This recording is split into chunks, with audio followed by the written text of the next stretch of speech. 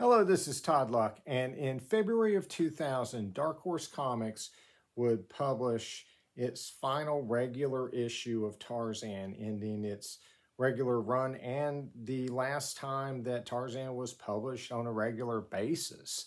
But that wouldn't be the end of Tarzan comics in America. Occasionally, Dark Horse would resurrect the comic book Ape Man for a miniseries. And these once-in-a-blue moon miniseries tended to be cross-company crossovers between different franchises. And the first of these would be a story set in an alternate reality in which Superman crash lands in the jungle and is raised by apes, while Tarzan is raised in civilization. So my first reaction to that premise is, huh?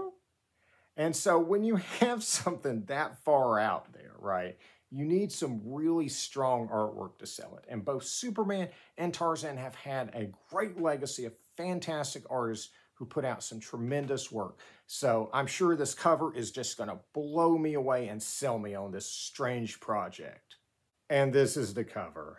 This is a review of Superman Tarzan, Sons of the Jungle, a 3-issue miniseries by Dark Horse Comics and DC Comics that was published in 2001.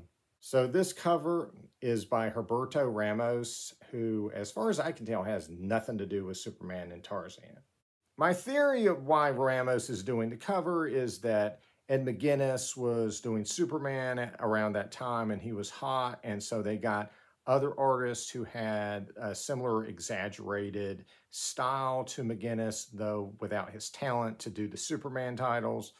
That being said, Ramos is capable of putting out perfectly good covers. You're just not going to see any on this miniseries. So on the first issue, we have a pretty solid idea. We see the characters as they appear in this miniseries, and in their reflection in the water, we see them as they would normally appear in, their normal reality. But the execution of this idea is just so bizarre. I mean, even getting past exaggeration in the art style, we have this bizarre thing where we have crammed a bunch of gorillas in this space, and it just looks so strange. We have civilized Tarzan over here. He's squatting in the jungle while smoking a pipe. It's just the weirdest damn thing I've ever seen. Such a strange cover. On the second cover, our heroes are actually really far away. It's just really strange for a cover to have them in the foreground this far away. We've got, I guess, some enemies that are up here in shadow. And this, I guess, might be the lost city of Opar, but it doesn't look anything like that in the comic. Actually, nothing looks like it does on these covers. Final cover, we see both Superman and Tarzan as they normally are. Of course, nothing like this actually appears. Superman and Tarzan do not appear in their traditional looks at all in this miniseries. And probably the worst thing about this cover is Superman's face. I mean, my God, it's nightmare-inducing. He looks like a possessed Howdy Doody doll or something. And by the way, each issue has this minimalistic and ominous back cover image, which, to be blunt, might be the best artwork in this entire series. And this is, unfortunately, what the artwork looks like on the interior. My guess is they thought he kind of looked like Ramos or something, but, really needs to work on his rendering, layout, and storytelling. The story is written by Chuck Dixon, who isn't necessarily a hot talent, but was a well-known writer and a prolific writer at the time. I did enjoy his work on the Robin miniseries and Batman stuff that he did with Tom Lyle back in the 90s. He is perfectly capable of writing some very solid, entertaining comics. Unfortunately, you're not going to get that in this particular miniseries. This miniseries had not one editor, but 2 editors, and I have no idea what either of them did on this project. The kindest thing I can say is that there was only one typo that I caught, though it is kind of an embarrassing one. One of Tarzan's famous lines is bundalo, which in the language of the great apes means kill. Here, instead, they accidentally have him say bundala in this scene, which is kind of embarrassing. All right, getting into the story, just like in Tarzan of the Apes, Tarzan's parents are on a ship that gets taken over by a mutiny. And yes, these are supposed to be human sailors. They want to drop Tarzan's parents off on the coast of Africa, just like they did in the novel. And what saves them from this fate? Superman's spaceship crashes in the jungle. And so they take this as a sign from God that they need to take Tarzan's parents to the nearest civilized port instead. I just, for some reason, found this unintentionally hilarious. And so Superman is raised by apes, and they name him Argozan, which means fire skin, because the ship created fire when it fell. Yeah, apes have never been particularly great at naming people. As an adult, Superman or Argozan or whatever stumbles upon the ship. There's a hologram from his parents from Krypton, and it beams all this information from Krypton into his head, but he doesn't understand it. And he spends the rest of the miniseries thinking every single human he sees is a Kryptonian. And that includes these gentlemen who are the Waziri, which is a tribe that Tarzan befriends in the second Tarzan novel, Return of Tarzan. However, in this version, they greet him with arrows, which is actually literally the opposite of what happened in the novel. However, this is actually a pretty common scene in Burroughs' novels and his other works. Honestly, I think having spears or arrows fly at you is kind of a universal form of greeting in a Burroughs novel.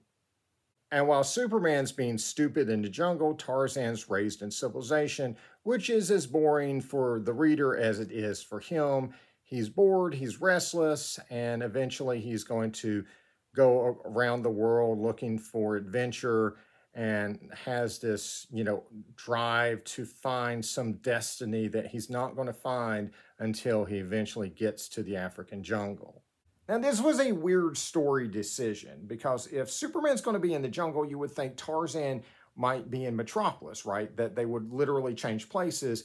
Instead, it's just Tarzan's in civilization and he just has this unspoken longing for the jungle, which is completely unexplained. And it's kind of weird because it feels like something that's out of like Deathmate or House of M, where, reality got altered and the characters are trying to bring reality back to the way it should be. But there's nothing like that in this story. This is not an story where someone's messed with a time stream. This is just an alternate reality. So it's just weird to just have Tarzan long for adventure just because in another reality, that's what he did. And it also goes against what Tarzan's about, right? It's this story of nature versus nurture, right?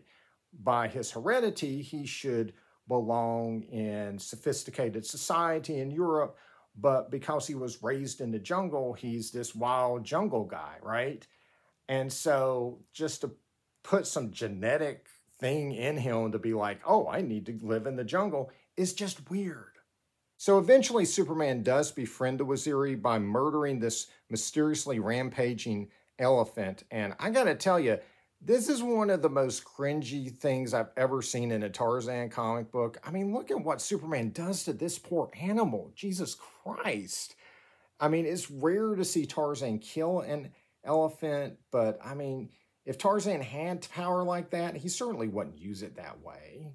So we have a less than flattering appearance of Jason Gridley, which is a pretty minor cameo, but he does set things in motion for civilized Tarzan when he recruits him to go look for a lost city. Now, here he's talking about that he's looking for a lost colony of Rome.